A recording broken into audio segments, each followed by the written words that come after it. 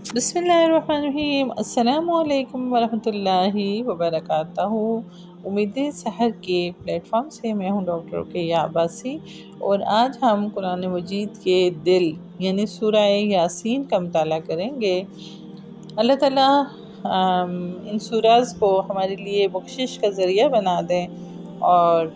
کل جب حشر کے دن ہمارا کاسہ خالی ہوگا تو اللہ رب العالمین یہ جو چھوٹی چھوٹی ہماری کاوشیں ہیں ان کو قبول کر دے اور اس کاسے میں ڈال دے، اور ہمارا جو نامہ اعمال ہے اللہ تعالیٰ ہمیں دائیں ہاتھ میں دے دے، ان قرآن مجید کی سوراز کے صدقے، اس قرآن مجید کے صدقے، اور اللہ تعالیٰ ہمیں قرآن کا اتنا فہم عطا کرے کہ ہم اسے ساری دنیا تک پھیلا سکیں، ہم اسے سارے لوگوں تک پہنچا سکیں۔ تو چلتے ہیں سورہ یاسین کی طرف۔ جناب سورہ یاسین جو ہے یہ مکی صورت ہے، اور اس میں 83 آیتیں اور 5 رکوع ہیں۔ 22ویں پارے کا آغاز ہو رہا ہے، اور 22ویں پارے سے اس کا صورت کا آغاز ہوتا ہے، اور اس صورت میں اللہ تعالیٰ نے اپنی قدرت کاملہ اور حکمت بالغہ کی وہ نشانیاں بیان فرمائی ہیں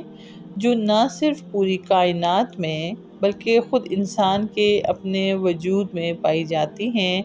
اللہ تعالیٰ کی قدرت کے ان مظاہر سے ایک طرف تو یہ بات واضح ہوتی ہے کہ جو ذات اتنی قدرت اور حکمت کی مالک ہے، اس کو اپنے خدائی کا نظام چلانے کے لیے نہ کسی شریک کی ضرورت ہے نہ کسی مددگار کی، اس لیے وہ صرف اور صرف وہ عبادت کے لائق ہے۔ اور دوسری طرف قدرت کی ان نشانیوں سے یہ بات بھی واضح ہوتی ہے کہ جس ذات نے یہ کائنات اور اس مخیر العقول نظام کو پیدا فرمایا ہے، اس کے لیے یہ بات کچھ بھی مشکل نہیں کہ وہ انسانوں کے مرنے کے بعد دوسری زندگی عطا فرمائے۔ بے شک کچھ مشکل نہیں، کیونکہ اللہ رب العالمین نے ہمیں ایک دفعہ صرف کن کہہ کے ہمیں پیدا فرما دیا، اور جب کن سے فیکون ہوا تو انسان تخلیق ہو گیا، یہ پوری کائنات تخلیق ہو گئی۔ تو اللہ رب العالمین کے لیے وہ ہمارا خالق ہے، وہ ہمارا مالک ہے، وہ ہمارے ہر ریشے کو، ہمارے جسم کے ہر اعضاء کو بنانے والا ہے۔ تو اس کے لیے کیا ممکن ہے کہ وہ بوسیدہ ہڈیوں میں جان ڈال دے؟ کیا سورہ کہف میں یہ کہف والوں کے واقعے سے یہ واضح نہیں ہوتا کہ وہ جب چاہے تو بوسیدہ ہڈیوں کو پھر سے جوڑ سکتا ہے اور پھر سے ان میں زندگی ڈال سکتا ہے؟ کیا ابراہیم علیہ السلام کے واقعے سے یہ ظاہر نہیں ہوتا کہ وہ جب چاہے تو مختلف پہاڑوں پر موجود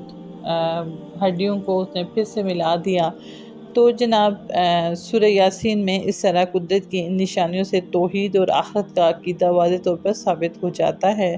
نبی کریم صلی اللہ علیہ وآلہ وسلم لوگوں کو یہ دعوت دینے کے لیے تشریف لائے ہیں کہ وہ ان نشانیوں پر غور کر کے اپنے عقیدہ اور عمل کو درست کریں۔ اس کے باوجود اگر کچھ لوگ اس دعوت کو قبول نہیں کر رہے ہیں تو اپنا ہی نقصان کر رہے ہیں، اور پھر جب قیامت کے دن ان کو یہ معلوم ہوگا کہ وہ خسارہ پانے والوں میں سے ہو گئے ہیں، تو اس وقت وہ فریاد کریں گے اور وہ روئیں گے، چلائیں گے، لیکن اس وقت ان کا تاسف، ان کا ملال ان کی کسی کام نہیں آئے گا، کیونکہ اس کے نتیجے میں وہ اللہ تعالیٰ کی طرف سے عذاب کے مستحق بن رہے ہیں۔ اسی سلسلے میں سورہ یاسین کی آیت نمبر 13 سے 29 تک ایک ایسی قوم کا واقعہ ذکر فرمایا گیا جس نے حق کی دعوت کو قبول نہ کیا، بلکہ حق کے داعیوں کے ساتھ ظلم و بربریت کا معاملہ کیا، جس کے نتیجے میں حق کے داعی کا انجام تو بہترین ہوا، لیکن حق کے یہ منکر اللہ کے عذاب کی پکڑ میں آ گئے۔ چونکہ اس صورت میں اسلام کے بنیادی عقائد کو بڑے فصیح و بلیغ اور جامع انداز میں بیان فرمایا گیا ہے، اسی لیے نبی کریم صلی اللہ علیہ وآلہ وسلم سے منقول ہے کہ آپ نے اس صورت کو قرآن کا دل قرار دیا ہے۔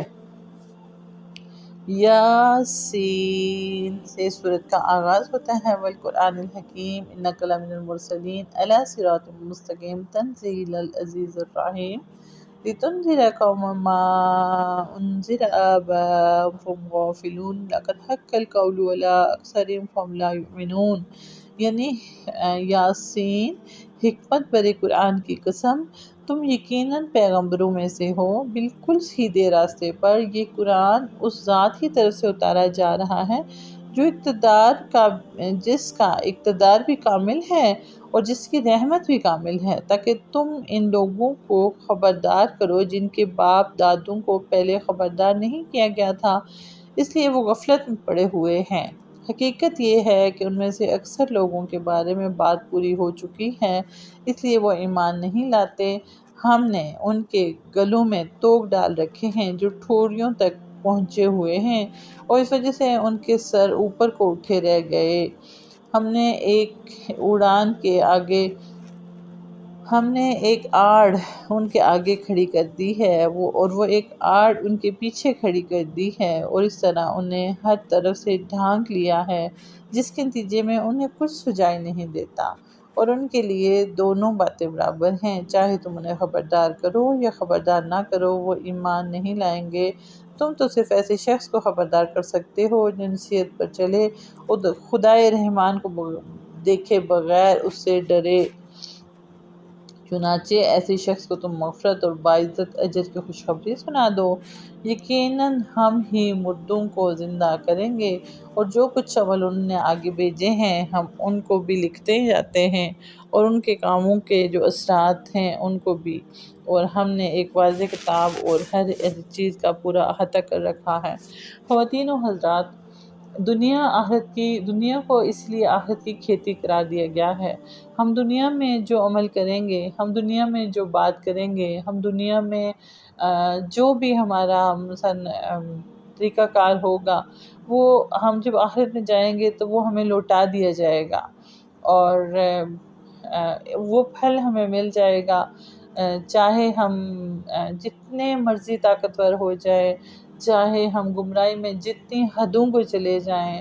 اور پھر آخر ہمیں رب العالمین کے حضور حاضر ہونا ہے، اس مٹی میں داخل ہونا ہے اور اس مٹی کے ساتھ مل کے مٹی ہو جانا ہے، تو پھر اکڑ کس بات کی؟ اس مٹی کو ایک دفعہ تصور کر لیں، اس قبر کے اندھیرے کو ایک دفعہ امیجن کر لیں، تو وہاں پہ جا کے ساری خواہشات، سارے جتنے بھی مثلا آپ کی لامحدود خواہشات ہیں، جتنے بھی آپ کی ہوس ہیں، جتنے بھی آپ کے غیر ضروری قسم کی دلچسپیاں ہیں، سب کا محور اور مرکز ختم ہو جاتا ہے، اور صرف ایک ہی احساس باقی رہ جاتا ہے، اللہ۔ اور اپنے آپ کو مثلا اس کے سامنے محسوس کریں، اور اپنا جائزہ لیں، روزانہ سونے سے پہلے اپنا جائزہ لیں اور یہ دیکھیں کہ آج کا دن کیسا رہا، اور اللہ سے رزق حلال مانگیں، اللہ سے کہیں کہ اللہ تعالیٰ ہمارے دلوں کو صاف کرنے کے ساتھ ساتھ ہمیں حلال اور آسانی والا رزق عطا کریں، ہمارے جسم کو، ہماری روح کو حلال رزق سے ترتیب دیں، اور ہمیں رزق حلال نصیب کریں۔ رزق حلال میں آپ کی صرف کھانا پینا نہیں آتا، بلکہ آپ کا ہر عمل رزق حلال میں شامل ہوتا ہے۔ تو اللہ تعالیٰ سے دعا ہے کہ اللہ تعالیٰ ہمیں حشر کے دن شرمندہ ہونے سے بچا لیں، اور ہماری نیتوں کو صرف اپنے لیے خالص کر دیں، اور ہمیں اپنی رضا سے منسوب کر دیں، اور اپنی رضا سے ہمارے دلوں کو جوڑ دیں، ہم صرف اپنے آپ کو اسی کے لیے خالص کر لیں، اور وہ رب العالمین دنیا میں بھی ہمارے جتنے بھی عیب ہیں ان پہ پردہ ڈال دے، اور ہمیں لوگوں کے ستم سے بچا لے، اور ہمارے لیے صرف وہی کافی ہو جائے، کیونکہ جس کے لیے وہ کافی ہو جاتا ہے اس کو کسی درماغ کی ضرورت نہیں رہتی۔ اللہ تعالیٰ آپ سے راضی ہو، اور اللہ تعالیٰ ہماری آنے والی نسلوں کو سنوار دے، اللہ تعالیٰ ملک پاکستان کی حفاظت فرمائے۔ جزاک اللہ خیر، سلامت رہیے۔